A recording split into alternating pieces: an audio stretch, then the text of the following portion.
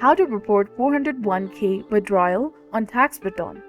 Hi guys, welcome back to our channel. Today in this video tutorial, we'll be explaining on how to report a 401k withdrawal on your tax returns.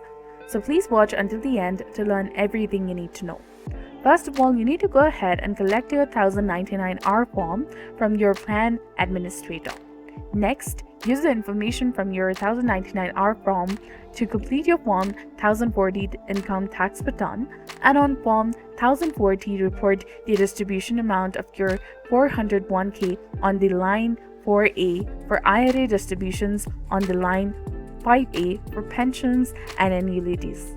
Calculate the income tax you owe on the distribution based on your tax bracket, and if you're under 59, remember to include any additional penalty taxes that may apply. If you qualify for any exemptions from the penalty, use Form 5329 and submit your tax return and any required forms along with the payment of taxes owed to the IRS and your state tax authority.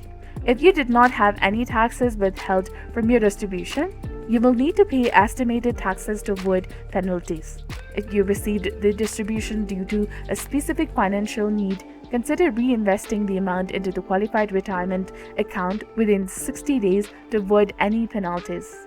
So that's it. You can follow the steps to report a 401k withdrawal on your tax returns. So this was all about it. If you found this guide helpful, please like, share, and subscribe. Thanks for watching. See you in the next one.